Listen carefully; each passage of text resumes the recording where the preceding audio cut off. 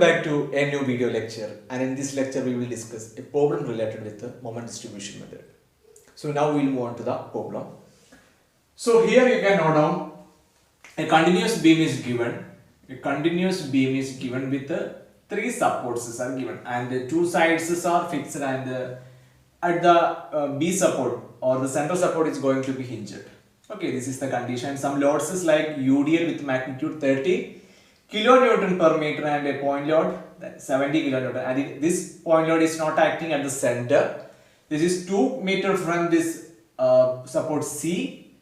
Okay, so these are the given and of the moment of inertia details also differs. Here it is 3I and here it is 2I. That also an important part.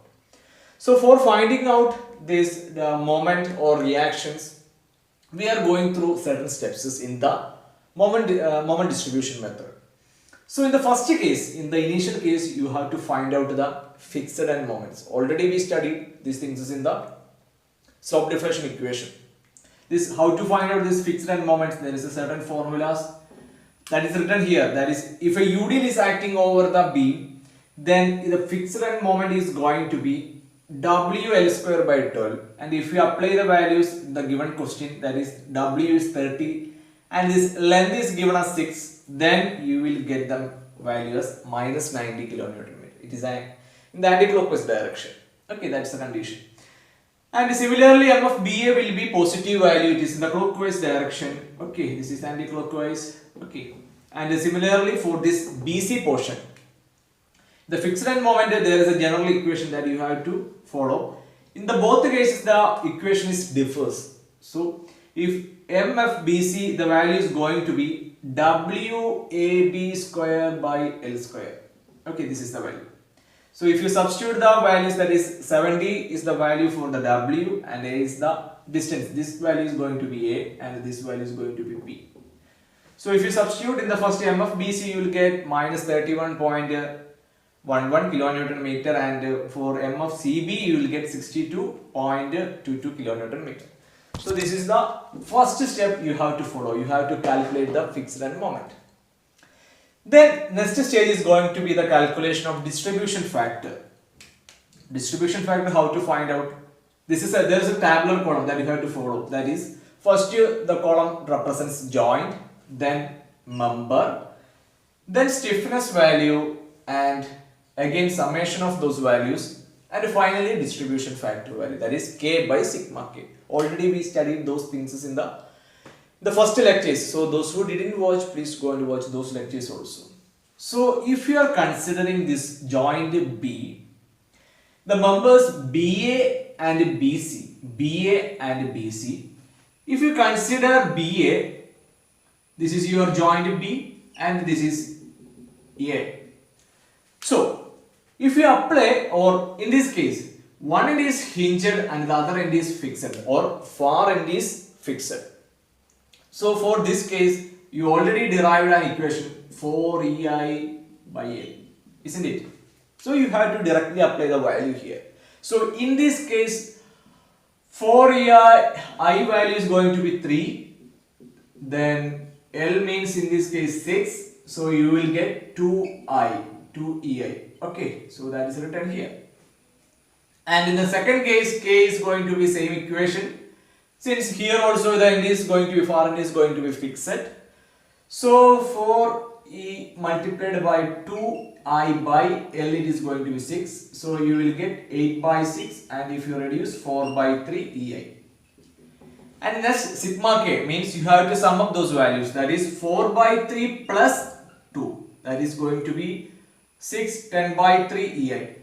Okay, after that you have to take the ratio, means 2, that means 2 by, write down, 2, in this case K is going to be 2 and this EI will be cancelled, so 2 divided by 10 multiplied by 3, that is 6 by 10, 0.6 you will get, and in the second case 0.6, and the second case 4 by 3 divided by 10 by 3, that is going to be 3 will cancel and you will get 0.4. Okay, so this is the second step that you have to follow. Distribution factors you have to find out. Now we will move on to the next step. Okay, So after determining these fixed end moments and distribution factors, you have to draw this tabular column. So here we will represent the first column with the joints and the second with the members, and likewise we will follow. So in the first case, the joint you can see here A, B and C. Three joints are here. And the members connected with each joints, that is for A, AB, and for B, BE and BC, and the third CB. Okay. So next you have to note down the distribution factors. Distribution factors we already determined the values for A. AB portion is going to be 0, and BA we already calculated 0.6, then BC 0.4, and the CB it is going to be 0. And the next step you have to note down the fixed end moments, that is here it is given for AB it is negative minus 90, and for BA it is going to be clockwise plus 90, and for BC minus 31.11, and last CB it is going to be 62.22. So that is the case related with the fixed end moment. Then for distribution moment, in the theory part we determined the equation for finding out the distribution moment, that is K by sigma K multiplied by M. So, and also you have to note down there is a value at the joint B, the value is going to be, what is the unbalanced moment you have to note down, that is in this case 90 plus minus 31.11. So you will get a positive value 58.89. So actually this value is going to be the unbalanced moment at the joint B. So you have to balance. If you want to balance, then you have to minus, if you add up with a negative sign, if 58.89 minus 58.89 you will get 0. Then the case will be balanced. So you have to apply the same principle here. That is, for balancing you have to take minus 58.89. Then we will move on to the next step, that is distribution moment. So in this case AB for K is going to be 0. So here the distribution factor is going to be 0.6. Then to balance the moment it is going to be negative 58.89. So you have to use this value. So you will get minus 35.334. And in the third step, the distribution factor is going to be 0.4 multiplied by the balanced moment, that is negative 58.89, and get minus 23.55, and at the last step it is going to be 0. At the next stage, that is going to be the carryover moment. Actually, what do you mean by carryover? So I will explain with the diagram. Already we determined if joint is given with a hinge and the far end is fixed. If you are applying a moment M, the value is going to be transferred by M by 2. So the same principle is going to be applied here also. So at the joint, if you are applying, so also follow the arrow direction also. Here we are transferring the moments to each points, that is this 0 will be transferred to this point, that is for BA, and this 35.334 you have to take the M by 2 value, okay, since we are applying this principle. So the carryover moment will be half, that is minus 70.667, and here also you have to apply the same principle. The arrow direction must be followed. You have to transfer those moments to here, that is here also 0, and here it is going to be M by 2, that is minus 23.55 by 2, you will get minus 11.778. And now we will move on to the final step of this procedure, that is the final moment at each joints. For that you have to add up these fixed end moments and also this carryover moment. So minus 90 minus 17.667 gives minus 107, and 90 and this value here it is going to be minus 35.334, you will get 54.66, and here you have to take minus 31.11, and if you add up this value, that is minus 23.55, you will get minus 54.66. Both the values are same with the numericals, but the sign is different.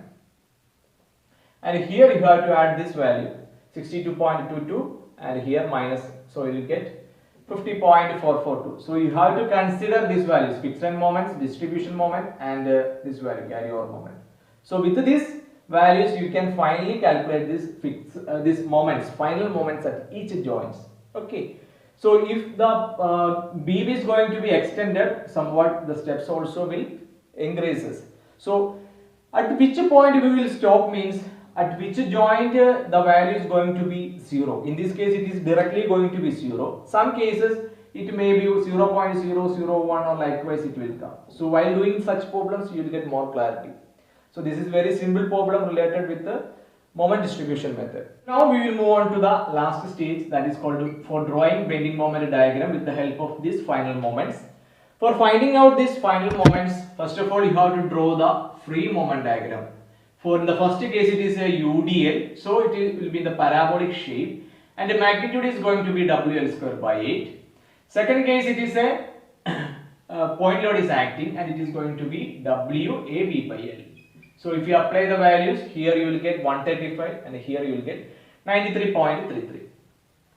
And then you have to note down these final moments, that is 107 value here and this 54.66 at this point B, and the last value is going to be 50.44. So the shaded portion will represent the final moments for this particular question. So also you can apply the to draw the shear force, you have to first of all calculate the reaction values.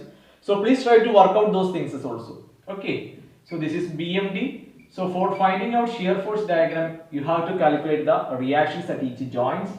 So already we studied those steps in the slope deflection and the 3-moment equation also. The same procedure is repeated here also. So this is the procedure for finding out the moments at each joints through the moment distribution method. So I hope the section is clear, and with this we will wind up today's section. Thank you.